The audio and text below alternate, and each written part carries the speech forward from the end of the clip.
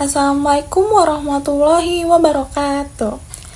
Kiai Haji Ahmad Rifai adalah seorang ulama besar Nusantara yang hidup pada masa penjajahan Belanda. Ia dikenal sebagai pendakwah yang tegas menentang penjajahan dan ketidakadilan, baik dari pemerintah kolonial maupun pejabat lokal yang bekerja sama dengan Belanda. Beliau menuntut ilmu agama di Jawa, kemudian melanjutkan ke Mekah selama beberapa tahun. Setelah kembali ke Indonesia, beliau berdakwah di daerah Kalisalak, Batang, Jawa Tengah. Dari disinilah nama dikenal sebagai Ahmad Rifai Kalisalak. Abdul Ghani Al-Bimawi dari Bima, Nusa Tenggara Barat. Beliau lahir pada tahun 1780 Masehi dan memiliki keluarga yang cukup berpengaruh dalam studi Al-Quran.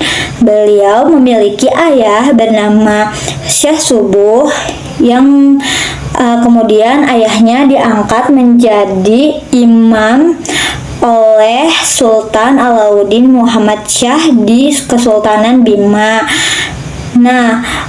Syekh Abdul Ghani Al-Bimawi ini belajar di Mekah kepada ulama-ulama ternama dan menjadi pengajar di Masjidil Haram. Kemudian karya yang terkenal dari Syekh Abdul Ghani Al-Bimawi ini yaitu Mushaf Al-Quran Bima atau bisa disebut juga Lalino, yang menjadi salah satu mushaf Al-Quran terkenal di Indonesia. Kemudian beliau wafat pada tahun 1853 Masehi dan dimakamkan di Malang. Syekh Ahmad Surkati adalah seorang ulama dan pembaharu Islam yang berpengaruh di Indonesia. Beliau lahir di Sudan pada tahun 1875 dan wafat di Jakarta pada tahun 1943. Syekh Ahmad Surkati datang ke Indonesia untuk berdakwah dan mengembangkan pendidikan Islam. Pada tahun 1914, beliau mendirikan organisasi Al-Irsyad Al-Islamiyah yang fokus pada pendidikan dan dakwah. Beliau mengajarkan umat Islam untuk kembali kepada Al-Quran dan hadis serta menolak taklid buta. Syekh Ahmad Surkati juga menegaskan bahwa semua manusia setara, tidak dibedakan oleh keturunan atau ras, melainkan oleh ketakwaan. Pemikirannya mendorong lahirnya pendidikan Islam modern dan pemikiran yang lebih maju. Hingga kini perjuangannya masih diteruskan melalui sekolah dan lembaga Al-Irsyad di Indonesia. Syekh Ahmad Surkati dikenang sebagai tokoh yang memperjuangkan ilmu, persamaan, dan kemajuan umat Islam. Syekh Muhammad Mukhtar bin At-Thalib Al-Bughni Bogor adalah ulama besar Nusantara abad ke-19 atau 20 yang mengajar di Masjidil Haram Mekah, yang dikenal sebagai poros intelektual dengan jaringan luas ke Haramain dan murid-muridnya seperti Syekh Muhammad Ahyad Bogor produktif menulis karya dalam berbagai disiplin ilmu serta menjadi panutan dan ahli tasawuf yang meneruskan jejak Syekh Nawawi Banten. Karya-karya Syekh Muhammad Mukhtar Bogor adalah kitab-kitab fikih, akidah, tasawuf, hingga fakaliyah. Sunan Kudus yang nama aslinya adalah Jafar Shodiq adalah salah satu dari wali Songo, yaitu 9 wali yang berperan penting dalam penyebaran agama Islam di Jawa. Beliau lahir pada 9 September 1500 dan wafat pada tanggal 5 Mei 1550 di Kudus, Jawa Tengah. Sunan Kudus dikenal sebagai seorang ulama panglima perang dan tokoh masyarakat yang berpengaruh pada abad ke-16. Beliau memiliki karya-karya yaitu Gending Mas Kumambang dan Miji, 2 gending yang berisi ajaran Islam dan cerita tentang kehidupan manusia. 2. Kitab Fathul Mu'in, sebuah kitab yang berisi pandan praktis tentang tata cara ibadah, hukum-hukum Islam dan ajaran-ajaran agama.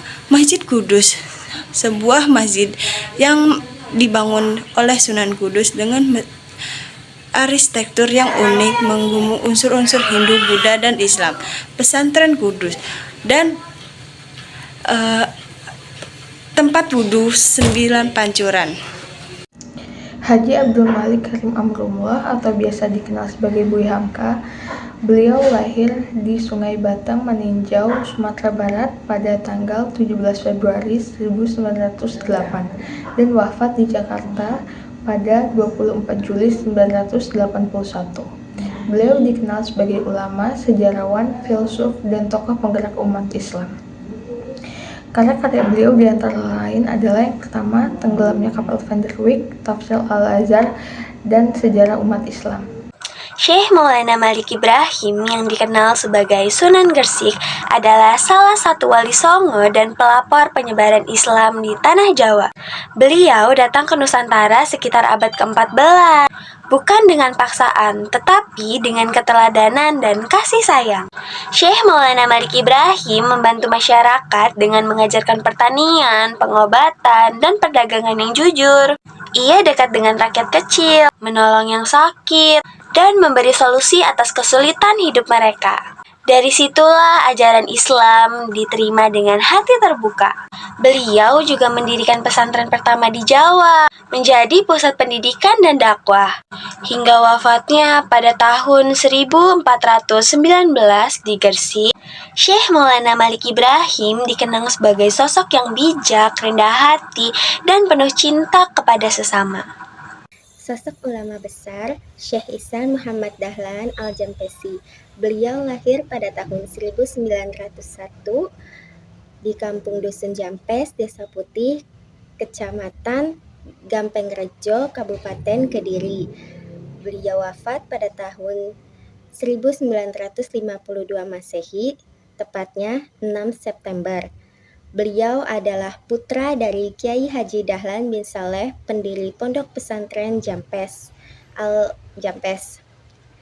Beliau silsilahnya tersambung hingga Sunan Gunung Jati.